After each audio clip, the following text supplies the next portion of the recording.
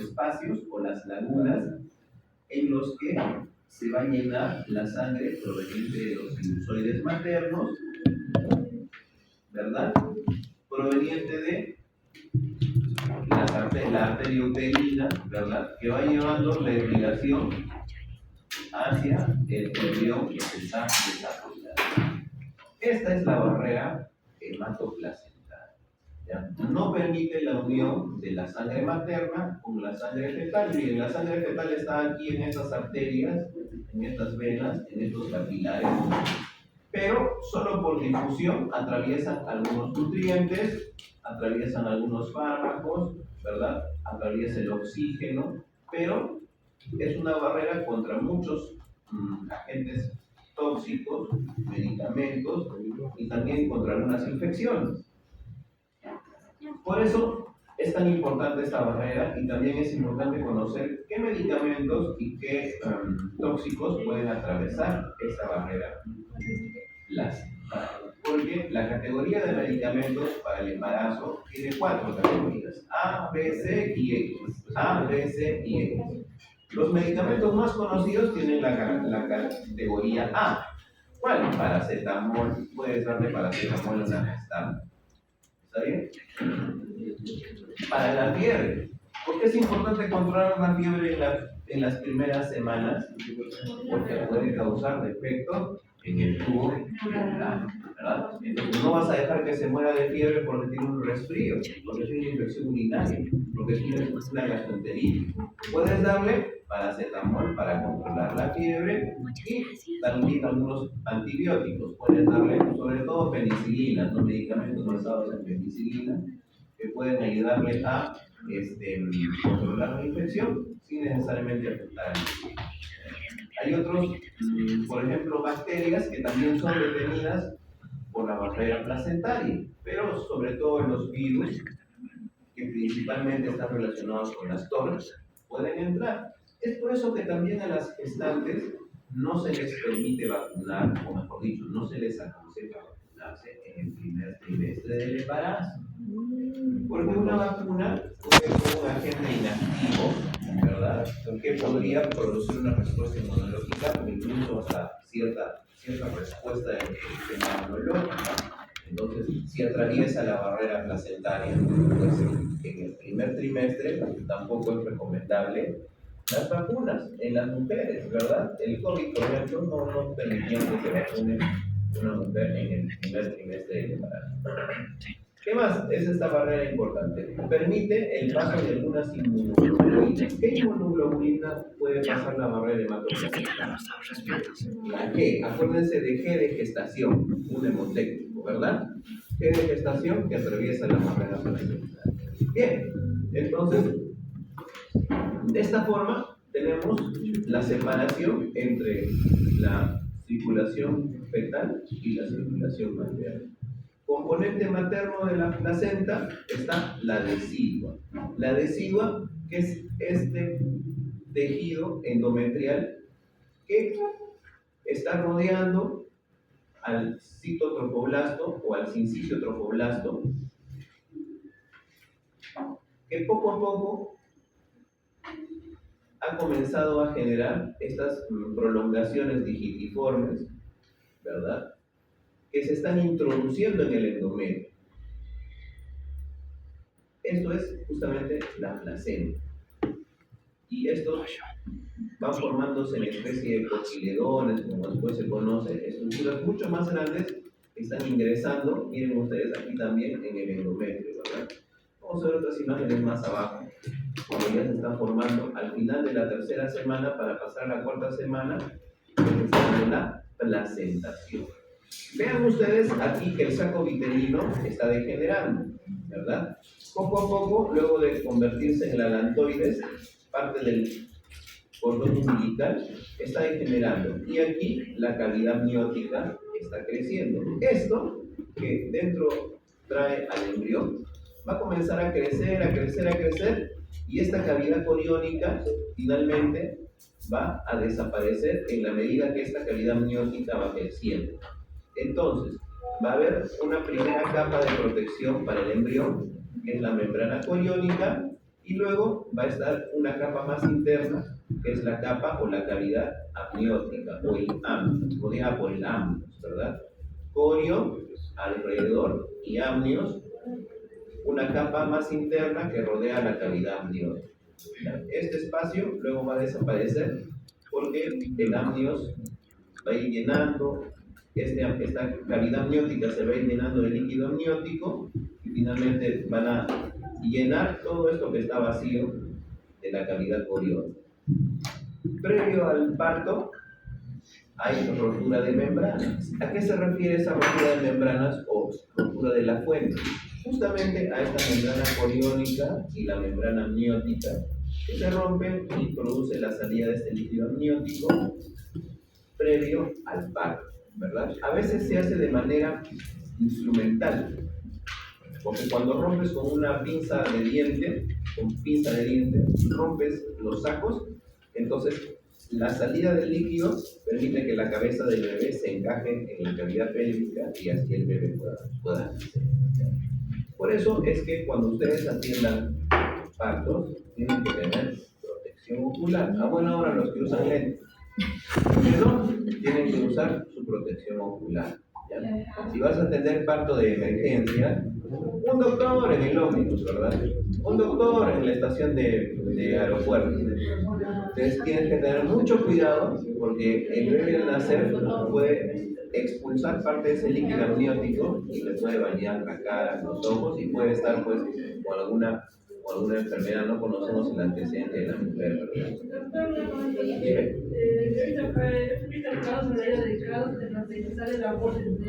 Ah, sí, puede darse el caso en el que pueden hacer una bolsa entera, sí, pero sobre todo en la cesárea, no tanto en el parto natural, aunque hay excepciones, podría darse también en un parto natural, sobre todo cuando hay una restricción de crecimiento intrauterino y el bebé es pequeño.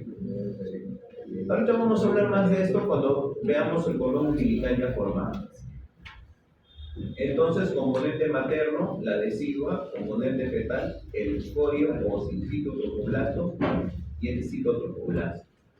¿Verdad? Vemos poco a poco la degeneración del saco vitelino. Miren, en la tercera semana eran 3 espacios, ¿se acuerdan? Cavidad coriónica, saco vitelino, cavidad amniótica. Eran 3 capas o 3 áreas generadas del hipoblasto y del mesodermo, ectodermo y endodermo. ¿Qué otra se relacionada con el número 3? Estructuras de la placa, ¿verdad? Nódulo, línea primitiva, membrana cloacal, ¿verdad? 3. ¿Qué más? Cuando hablábamos de los somitas, miotoma, dermatoma y esclerotoma. En los somitas, que también se estaban formando en la tercera semana, iban a formar parte, por ejemplo, de los órganos ementórax, ¿verdad? Se formaban también estructuras en 3, miotoma, esclerotoma y dermatoma. Esos representaban a las estructuras de la piel, de los músculos, de las costillas y las vértebras que se formaban en el desarrollo durante la tercera semana. 3. Fácil de responder. ¿Por qué es importante el desarrollo de las vellosidades coriónicas? Estas prolongaciones en forma de dedos, porque se introducen en el endometrio para tener contacto en las lagunas con la sangre que viene desde la madre, ¿verdad? Y conseguir con eso una fuente de nutrición para el embrión que se está desarrollando. Ya, la conexión real entre la placenta y el embrión más adelante se establece a través del cordón umbilical, que se desarrolla a partir del pedículo de gestación y llegan a ir hasta 2 centímetros de ancho y alrededor de 50 centímetros de longitud. 50 centímetros de longitud, suficiente para que durante el desarrollo embrionario existan las circulares del cordón umbilical. Si en el examen previo tú haces una ecografía o traes un resultado de ecografía y dice circular del cordón, entonces tú tienes que saber que ese bebé no va a nacer por parto normal, es muy peligroso. Aparte de que se puede asfixiar, puede en el proceso del nacimiento arrancar la placenta mientras está saliendo por la cavidad vaginal o por la cavidad pélvica. ¿Y qué pasa si arranca la placenta? Entonces en ese momento puede haber una hemorragia severa, ¿verdad? Que afecte a la madre y que afecte al bebé. Entonces, cuando hay circular de cordón, muy pocos médicos van a animarse a hacer un parto normal. ¿Qué puede ocurrir? Yo, en mi experiencia, he visto nacer niños con el circular de cordón. ¿Y qué hacíamos? Cuando estás sacando la cabecita, metes el dedo con cuidado y sacas el cordón umbilical por encima de la cabeza. ¿Ya? Entonces, pero si lo ves en la ecografía, mucho cuidado. Ahí tienes que decirle a la mamá que tiene que prepararse probablemente para una cesárea.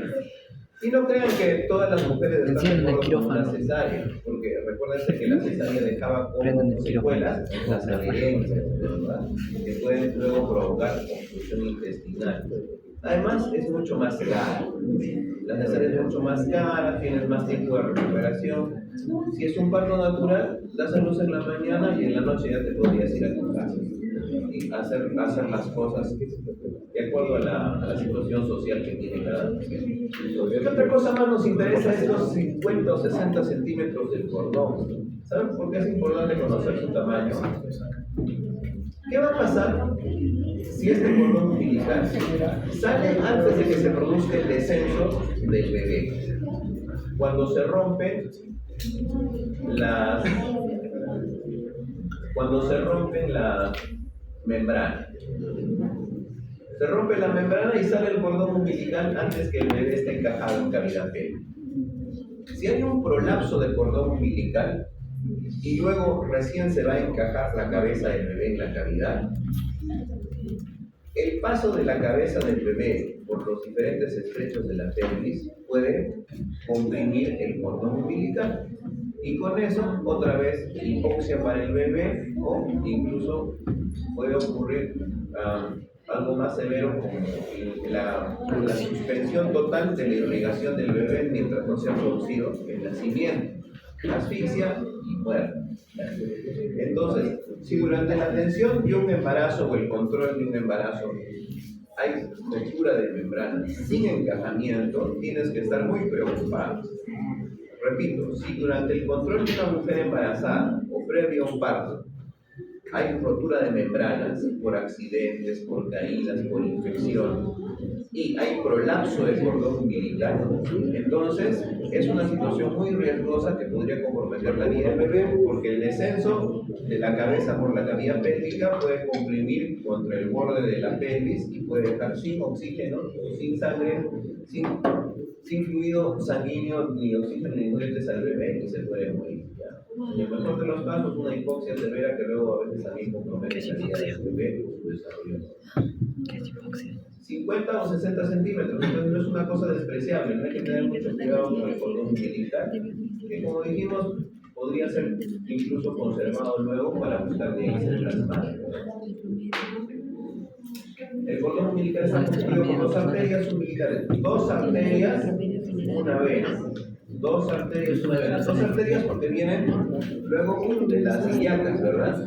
Para irse rumbo hacia el cordón umbilical y hacia la placenta. Una vena porque todas las estructuras cardiovasculares, o mejor dicho, todas las estructuras venosas de la placenta van a formar la vena umbilical que se va a ir directo hacia el hígado, ¿verdad? Para unirse con la porta, luego hacia la cava inferior para entrar a la aurícula. ¿Qué notas esto? En fin. De los dos, prácticamente son del cuerpo derivada de la lactoria. Otra imagen. Cara materna de la placenta es esta que tiene los cotiledones o que tiene estas prolongaciones del trofoblástica, ¿verdad? Cara fetal de la placenta es la que tiene el cordón umbilical. Cara materna, cara fetal. Aquí hay otra imagen a la derecha en la que ustedes pueden ver cómo han crecido ya las vellosidades coriónicas y se están introduciendo en el miometrio, o en el endometrio, perdón, casi hasta el miometrio, la tercera parte, y ahí están produciendo pues el intercambio en las lagunas. Esta de acá, esto que estoy señalando, es lo conocido como un cotiledón. ¿no? Un conjunto de muchas de estas vellosidades coriónicas. Alrededor de unos 20 a 30 cotiledones por cada placenta. Aquí hay otra imagen mucho más interesante. Cada fetal está seccionado el cordón umbilical. Miren la lantoides que ha degenerado o completamente, o el saco vitelino que ha degenerado completamente, apenas está. Y el amnios o la membrana amniótica ha crecido tanto y está en contacto con la membrana coriónica, ¿verdad? Dos capas, membrana coriónica y membrana amniótica. Y al final, membrana coriónica, membrana amniótica, que al final se van a romper para que se produzca esta salida de líquido o lo que se conoce como la ruptura de las fuentes o de la bolsa de las aguas, que también se conoce. Aquí hay un detalle de una sección transversal de una vellosidad coriónica en la que se puede ver pues, los vasos sanguíneos fetales que no tienen relación con la sangre, con el espacio ocupado por la sangre materna, ¿verdad? Y alrededor, pues el sincillo tropoblasto formando la barrera placental. Cuarta semana del desarrollo. El término de la cuarta semana es la organogénesis. ¿Por qué? Porque se relaciona con el desarrollo de los órganos de todos los sistemas. Un desarrollo incompleto. Muchos de esos órganos tenían que desarrollarse recién durante el periodo neonatal, hasta los 28 días o los 3 meses. El último que demora en desarrollarse es el sistema fetal, excretor. Es el último de los sistemas que desarrollarse junto con los sentidos. Por eso es que al recién nacido, hasta los 28 días, un mes, no se le puede dar todos los medicamentos tampoco, ¿verdad? Y luego de ahí, hasta los 2 años, hay restricción de medicamentos para los niños. No se le puede dar la misma dosis que un adulto, ni siquiera la misma dosis que un niño. Y hay algunos medicamentos que están restringidos para recién nacidos o para menores de 2 años. Bueno, hablamos también del plegamiento en la cuarta semana, y aquí lo vamos a relacionar con cuatro estructuras, ¿verdad? Arcos faríneos, 1, 2, 3, 4. 1, 2, 3, 4. Hay más, ¿no? Hay más, pero si tenemos en mente que están 4, cada uno con sus bolsas braquiales, forman estructuras de la cabeza. Cuarta semana, 4 arcos faríneos. Es fácil de recordar. Cuarta semana. Cuarta semana, ¿qué más se forma? Las extremidades. 2 superiores, 2 inferiores. En la tercera semana ya hay unas pequeñas esbozos de extremidades, pero en la cuarta semana esos esbozos se van haciendo mucho más claros. Cuarta semana, 4 extremidades. ¿Está bien? Cuarta semana, 4. Otra vez, 4, 4, 4. ¿Qué más? Cuarta semana. A la cuarta semana ya están formadas las 4 cavidades del corazón. Ya están formadas las 4 cavidades del corazón. 4, 4, 4. 2 aurículas, 2 ventrículos. 4, 4, 4. Fácil de recordar. Ya, fácil de recordar. ¿Qué más tenemos en la cuarta semana? Para recordarlo fácilmente. 4, 4, 4. Hablábamos que aquí hay un plegamiento, ¿verdad? El libro dice que es un plegamiento caudal y cefálico y un plegamiento lateral, para que lo que era una placa se forme un plegamiento de este cilindro en forma de una letra C. Dice el texto. ¿Han leído? En forma de una letra C. En la cuarta semana, letra C. La letra C es la misma con la que comienza la palabra 4. Plegamiento. 4. ¿Verdad? 4. Todo se relaciona con el número 4. Plegamiento en forma de C. Caudal y cefálico. ¿Por qué se produce ese caudal y cefálico? Porque este extremo cefálico crece más rápido que el resto del cuerpo. Y por eso se forma una C. El caudal también se crece más rápido, y como crece más rápido, ya no tiene dónde crecer, se pliega y se forma una C. Dice el texto. C de la palabra 4, de la cuarta semana. ¿Está bien? Fácil de recordar. Ya vimos esto en ocasiones anteriores, ¿se acuerdan? ¿Qué cosa era del intestino? Mesodermo, ¿verdad? ¿Qué más era en el intestino? El respiratorio, porque deriva del intestino, el ¿Qué más había en el mesodermo? Las células germinales. Muy bien. En el ectodermo, lo que estaba afuera, ectodermo, enfermo, ¿qué era? Sistema nervioso central y sentidos. Sistema nervioso central y sentidos. Y el endodermo, perdón, nos falta el endodermo, que era el intestino y el respiratorio. El ectodermo, que era el sistema nervioso central y los sentidos. Y el mesodermo, fluidos, ¿se acuerdan? Fluidos. Sistema cardiovascular, ¿qué más? Sistema excretor, ¿verdad? Y la sangre también, ¿verdad? La sangre. Bueno, cardiovascular. Fluidos. Ya, entonces ya tenemos ese recuerdo para aquí. 4 arcos faríneos que van a formar las estructuras de la cabeza, etc. Eso es interesante porque el sistema nervioso central se está formando antes, el primero en formarse, e incluso los músculos y los huesos se van formando de estos arcos faríneos, porque el bebé cuando nace prácticamente tiene el cráneo formado, ¿verdad? Los otros huesos también se van a formar en el desarrollo de la vida postnatal.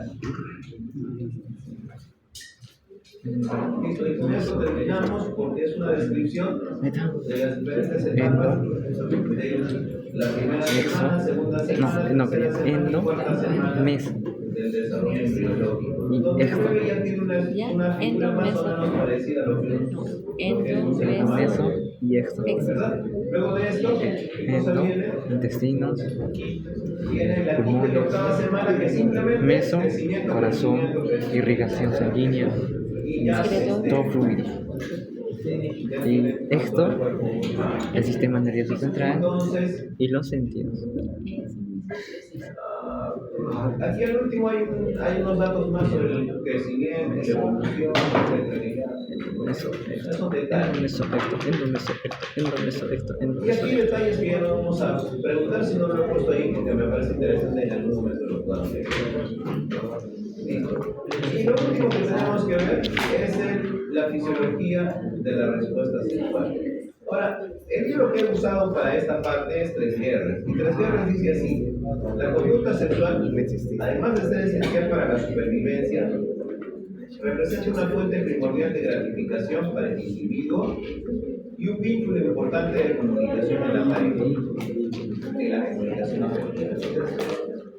esto es sorprendente, amigos, porque 3 Guerras dice que la relación sexual no solo sirve como medio de reproducción, sino dice que sirve como medio de satisfacción y de un vínculo importante en la pareja.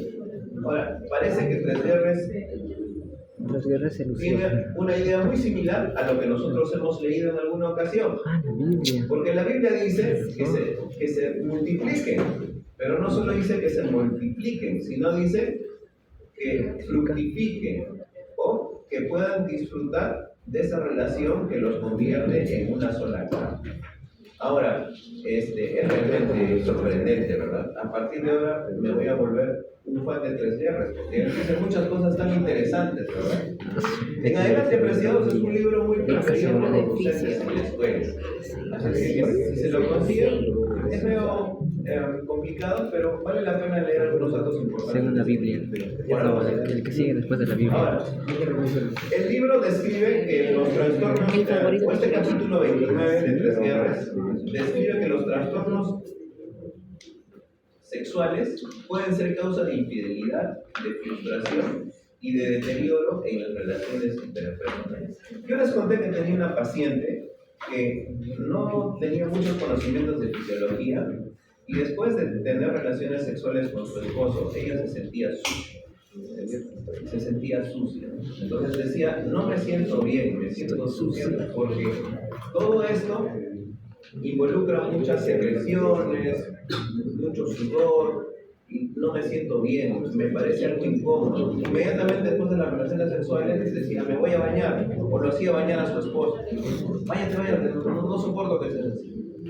Entonces, aquí, estos problemas pueden traer muchas dificultades, mucha infidelidad, infelicidad y hasta frustración, porque no se manejan adecuadamente, ¿verdad? Porque algunas personas en su estilo de vida no comparten mucho de los principios que nosotros tenemos. Y eso puede ser chocante, apreciado. Si una persona está enviciada de la pornografía, por ejemplo, enviciada, porque hay niveles de utilización de ese tipo de contenido. Pero si uno tiene problemas con una adicción incontrolable a la pornografía, realmente es imposible que pueda tener una conducta sexual saludable. Porque nunca se va a volver partícipe de la relación sexual, ya que la mayoría de su vida ha vivido como un tercero observador de lo que hacían otras personas. Y eso, apreciado, es terrible. ¿Qué más? No consigue satisfacerse interactuando en la relación sexual, sino siempre quiere que haya otra tercera persona involucrada. Y eso es otro problema que causa ese tipo de consumo de contenidos de pornografía en exceso. ¿Cuál es otro problema? La pornografía es antinatural, es excesivamente exagerada. Y eso, apreciado, puede hacer que una persona no se contente con un beso o con un abrazo. El exceso del uso de la pornografía puede hacer que uno exija cosas que uno no está preparado para hacer ni son naturalmente aceptables o fisiológicamente aceptables. Entonces, tienes que tener cuidado cuando vas conociendo a las personas, porque estoy seguro que cada uno va a encontrar a su pareja, ¿verdad? Pero tienes que estar preparado para saber que algunas personas van a exigir más de lo que uno fisiológicamente puede hacer o puede dar. ¿Ya ven? Entonces, una vez más, la importancia de nuestros amigos que nos pueden avisar si algo está mal alrededor de la persona que es de su interés.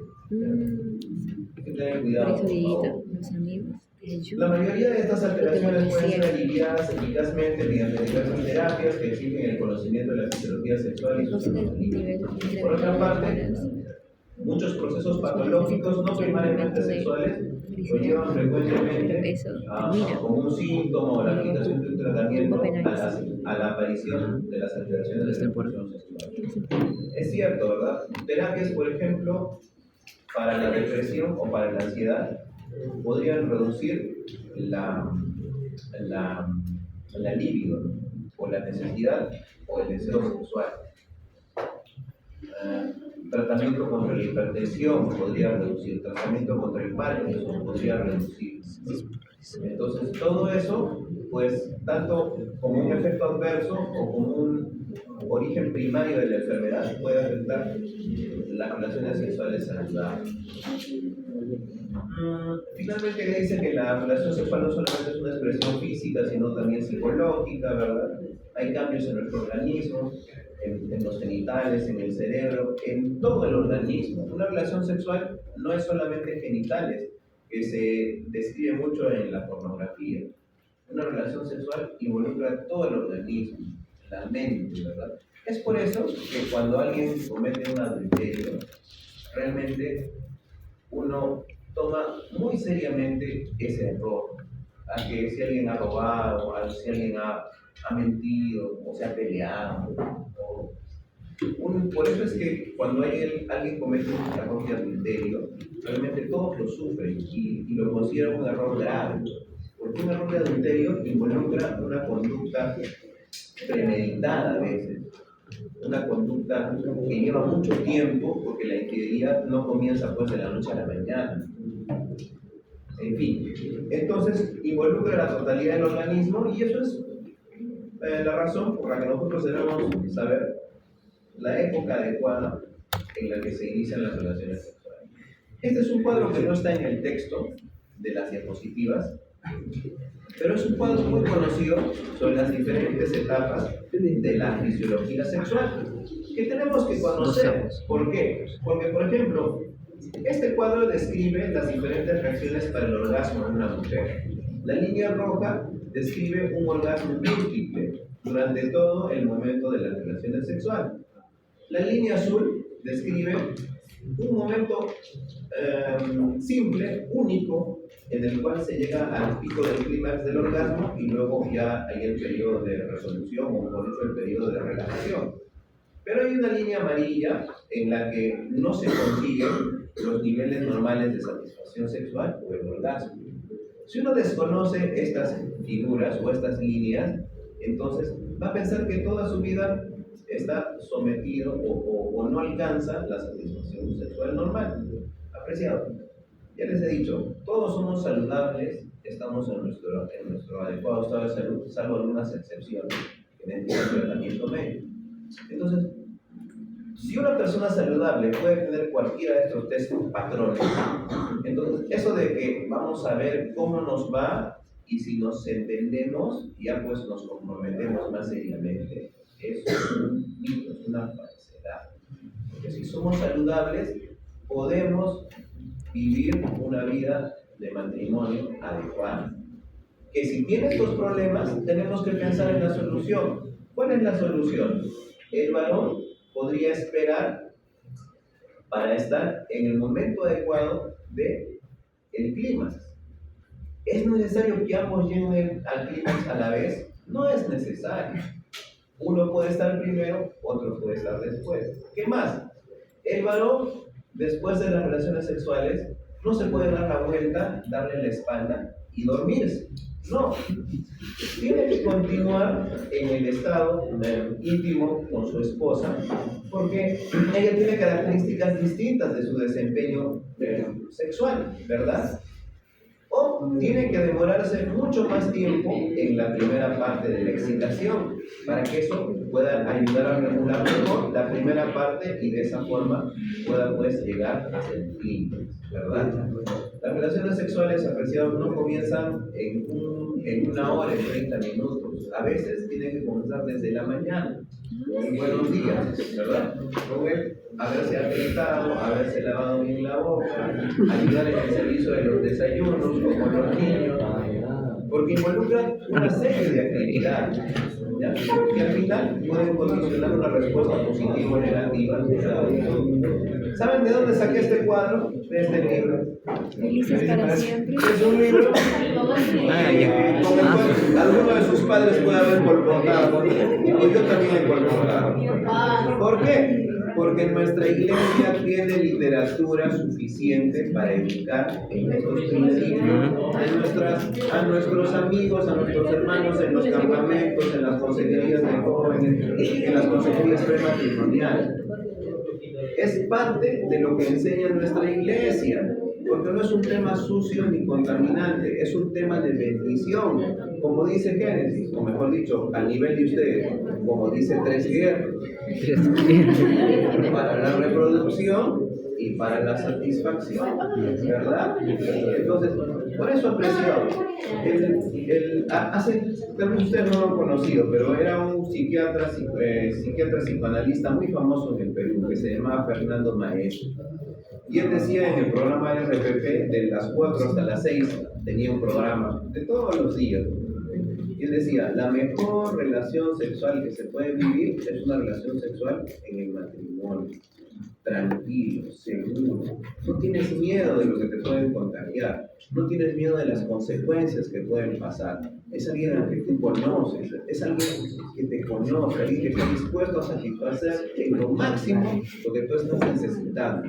Entonces, vamos, no son cosas que son extrañas a nosotros, y en nuestra preparación de fisiología y en nuestra preparación de nuestra comunión y nuestros estudios bíblicos, nosotros realmente deberíamos estar en la capacidad de disfrutar la sexualidad al máximo en el tiempo recomendado, ¿verdad? Y tenemos también la capacidad del aconsejamiento necesario para que las personas casadas vivan su sexualidad al máximo, ¿ya? Y con eso terminamos. Bueno, acá está la serie de mecanismos a las respuestas. Ya hemos revisado, ¿verdad? Los componentes involucrados tanto en el varón y en la mujer, etc. Está solo para leer los mecanismos neurales involucrados, ¿verdad? El parasimpático relacionado con la erección, el simpático relacionado con la relajación y con la eyaculación. Más aún, aumentado con el sistema somático que tiene a su cargo el nervio pudendo, que se encarga de regular las contracciones tanto del varón como de la mujer tiene en la lugar su fase del fusión con el clímax. folículo femenino en un Esta proceso es una conocido regulación como anfinesis. nerviosa que valdría la pena preguntar. El cerebro, con estímulos sensoriales o mentales, puede iniciar su estimulación hacia la médula para producir esta línea negra, que es la señalización simpática o parasimpática para producir la erección, ¿verdad? Eso también puede producirse por una estimulación refleja a nivel del sacro. Esto cuando es importante cuando había traumas y problemas de lesiones medulares, ¿verdad?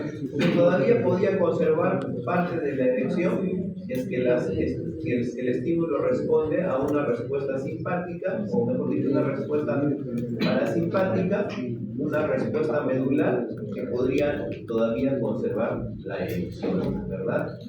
Por otro lado, este cerebro también puede dar respuesta o estimulación simpática que puede ir controlando tanto la estimulación, o mejor dicho, la eyaculación, como la relajación posterior a las relaciones sexuales. Finalmente, el nervio pudendo, que es el nervio somático, que uno llevaba señales aferentes del tacto hacia el cerebro para producir una respuesta, o si no también el mismo nervio pudendo podía llevar la respuesta voluntaria o la respuesta somática hacia los músculos del suelo de la pelvis, ¿verdad? Entonces, como una integración del sistema parasimpático, simpático y somático relacionados con el proceso de la erección y de la eyaculación. Aquí tenemos otro gráfico que describe pues la dilatación y la contracción de la célula muscular lisa para producir la vasodilatación que permite la erección o la contracción que va a terminar con ese proceso. Hay muchas cosas involucradas acá, pero no es tan complicado como ustedes lo verán. ¿Ya? ¿Quién es el rey aquí? No, sí, no. Diga no. Diga no. Diga no. No al Parkinson. No, esto es óxido nítrico, no es otra cosa, pero es un mensaje subliminal. Óxido nítrico. ¿Qué hace este? Va a producir, activando el guanosilato ciclasa, ¿verdad? El AMP cíclico, que va a tener varios efectos. Uno, permite la salida del potasio, que hiperpolariza la célula, activa la bomba sodio-potasio, que contribuye a esta hiperpolarización. Y esta hiperpolarización no permite la contracción, por lo tanto genera relajación, y la relajación va a producir erección. Esto también puede ser producido por otras señalizaciones, ¿verdad? El péptido intestinal vasoactivo o las prostaglandinas. Ellos no utilizan el GMP cíclico, sino el AMPC, activando el adenilato ciclasa, ¿verdad? Estas, a su vez, producen AMP, que van a producir la relajación del músculo y por lo tanto la erección. Tanto GMP como AMP tienen algunas A veces los gráficos ayudan más que el texto. Aunque a veces el texto lo leemos, pues los gráficos te hacen recordar ya muy mal. Fosfodiesterasa 5 y fosfodiesterasa 3. Aquí actúa el sildenafil o el Viagra, ¿verdad? Inhabilita o inhibe esta enzima de tal forma que ya no actúa desintegrando o metabolizando el GMP cíclico. Por lo tanto, como ya no funciona esta fosfodiesterasa 5, entonces puede continuar el proceso de relajación o erección. Muy por el contrario, los nervios simpáticos con la adrenalina presente pueden hacer contrario efecto de la relajación producida por el parasimpático y la acetilcolina. Entonces, estos dos están en constante balance, ¿verdad? Pero los receptores de noradrenalina, al ser activados, pueden producir entonces la contracción de la fibra muscular, por lo tanto van a producir flacidez. Relajación, erección, contracción, flacidez. Y con eso, pues, se produce la relajación posterior a las relaciones sexuales, ¿verdad? Una falla en esto podría convertirse en síndrome Por No, ejemplo, de priapismo, ¿no? Es una condición de erección dolorosa. priapismo. Bien. Abajo están más datos para que ustedes lo puedan repasar. Y en cuanto a los mecanismos neurales, me interesa esa parte. Pero no solo incluyen entonces mecanismos en los genitales, ¿verdad? Sino también hay estructuras cerebrales relacionadas con la actividad sexual.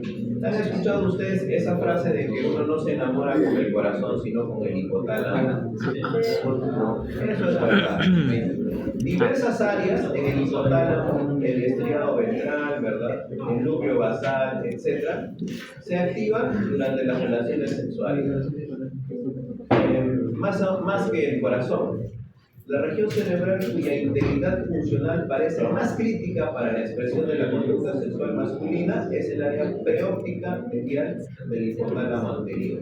Por lo tanto, uno se enamora con el hipotálamo, ¿verdad? Más que con el corazón.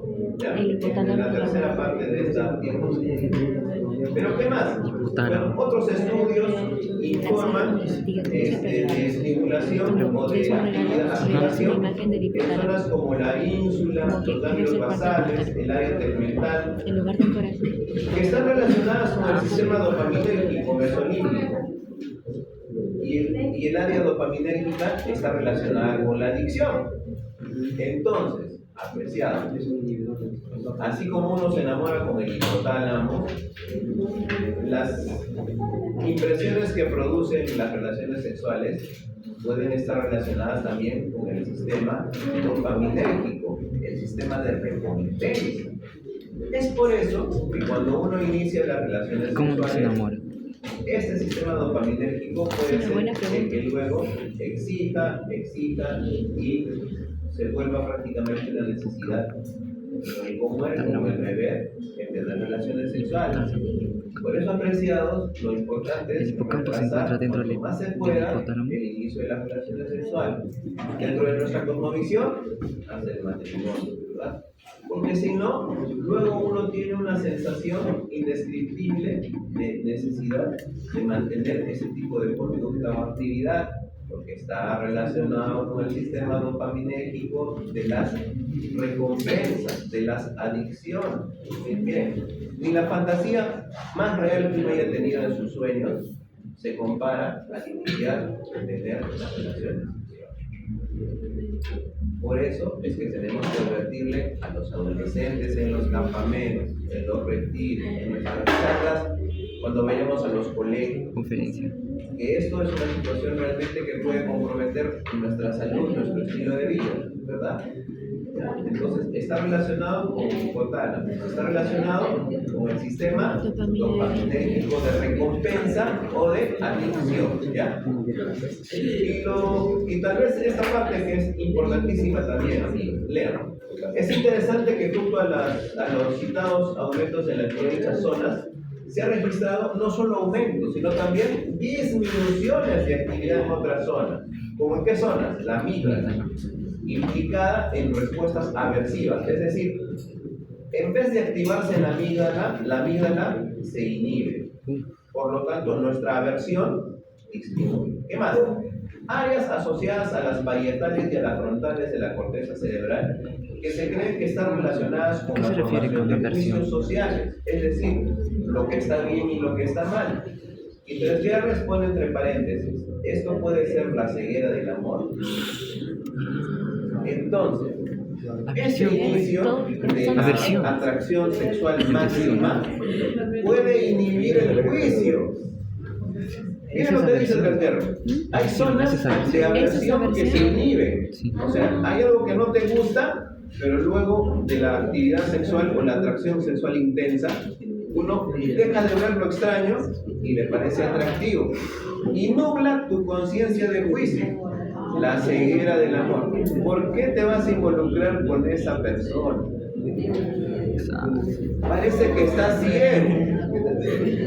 Hay una explicación para esa ceguera. Ceguera mental. Inhibición de la amígdala. Inhibición de la corteza frontal. Cuando le digas a tu amigo, dile, tu amígdala está inhibida. Apreciado.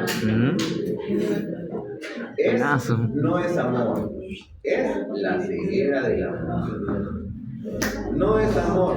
Ya tienes que darte cuenta, lo que sucede en el internado y en la vida del médico es que tenemos mucho contacto con el sexo opuesto. Cuando yo he hecho prácticas en mi internado, había lugares para cambiarse que eran tan pequeñitos como este cuadrado, 1,5 metros cuadrado. Entonces yo tenía que darme la vuelta y mi compañera se estaba cambiando atrás. Rubén, no voltees, no voltees. Y ahora sí, volteate, cámbiate tú. Se iba y yo me tenía que cambiar. Entraba una doctora, me daba la vuelta. La doctora cerraba la puerta y después volvía a entrar y yo salí. En las noches, en la guardia, en la emergencia, uno se queda dormido. Tienes un compañero al lado y te duermes así. Toda esa interacción en el internado, No sé, tengo miedo, yo quiero dormir. ¿qué crea? Va creando vínculos. Que aparentemente tú dices, pero si me llevaba tan mal en la universidad, ¿cómo es que ahora nos llevamos tan bien? Algo está pasando. ¿Qué cosa es eso? Ceguera del amor. ¿Está bien? Esa atracción se confunde. ¿Está bien? Tengan cuidado porque el trabajo hace que las cosas puedan ser diferentes. Y al final, si esa atracción se vuelve tan intensa, dice que hay zonas que se inhiben, ¿verdad? Y cuando ya se ingresa o uno se involucra con una persona, es después mucho más difícil de dar pasos atrás. ¿Ya? Doctor, disculpe, usted mencionó que uno de los mecanismos es la inhibición de la amígdala. ¿Habría una manera de poder evitar esa inhibición? Cuando tú eres consciente de lo que está pasando, entonces tú puedes decir, esto no es amor. Esto es algo que está pasando. Inhibición, ¿verdad? Tienes que ser consciente, porque tu parte consciente puede tomar dominio sobre la parte inconsciente que estamos viviendo en ese momento. Porque, miren, pónganse a pensar en lo que está. Si ustedes leen más párrafos de este capítulo, que luego se los puedo pasar al grupo, entonces describe que esta situación es un complejo funcionamiento de nuestro cerebro que nos deja a merced de lo que solamente nuestras emociones podrían en ese momento estar experimentando. Entonces tienes que ser consciente en que no puedes iniciar pues relaciones sexuales sin tener en cuenta que luego esto te puede llevar a involucrarte cada vez más, ¿verdad? Entonces, ¿qué nos sirve para consejo? Para que nuestros jóvenes puedan evitar lo máximo hasta, pues, según nosotros decimos, la etapa del matrimonio, ¿verdad? ¿Qué más nos puede servir de consejo? Hay que tratar de evitar algún tipo de estilo de vida que involucre el consumo de contenidos que desfigura esta fisiología normal de la sexualidad. Y después uno tiene problemas, porque no se satisface con lo sencillo que es la fisiología y comienza a pedir cosas contrarias incluso a veces a lo que la fisiología normal podría ser, ¿verdad? Bien, entonces, aquí habla sobre algunas alteraciones o disfunciones sexuales, ¿verdad? Como la eyaculación precoz, la eyaculación retardada o mordaz, ¿verdad? Con la dispareunia, que es el dolor en la penetración, que pueden ser tratadas. Siempre quería saber, niñitos, qué se daba eso. Ahora sabemos que es inhibición de la amígdala. Gracias. ¿Me la pasas, por favor? Claro. Alteraciones por los tratamientos de los fármacos, por el miedo a los posibles riesgos, etc. Pero también quería saber. Son cosas para el Doctor, disculpe, una consulta. ¿Habrá alguna explicación fisiológica por lo cual las mujeres tienen como que son más propensas a tener un vínculo emocional más cercano y por ende cuando eso pasa les cuesta más como que dejarlo? En realidad puede ser porque en realidad es por la misma composición de la mujer que es más apegada tal vez a una forma de relación más emocional. Ahorita no puedo describir los mecanismos cerebrales, por ejemplo decirte que es alguna estructura más desarrollada en el cerebro. Algunas cosas que nos distinguen entre varones y mujeres es que las mujeres tienen mayores conexiones por ejemplo, en el puente o o interhemisferio, ¿no? Hay más conexiones entre hemisferios derecho-izquierdo que en los varones. Eso sí lo he leído. Pero más de eso podría involucrar, por ejemplo, no solamente que algunas áreas que están condicionadas hacia lo lógico y hacia lo emocional estén más relacionadas en la mujer que en el varón. Y por ahí podríamos encontrar una explicación. En cambio, el hombre, al tener menos interconexiones interhemisferios, entonces tal vez podría separar un poco más las cosas y no involucrarse tanto como lo podría ser una persona que podría tener más comunicación entre los hemisferios. Por ahí puede ser, pero más no te puedo decir. Bien, Muchas gracias. Entonces nos vemos el día viernes en la mañana. ¿Ya? El oral, después el teórico.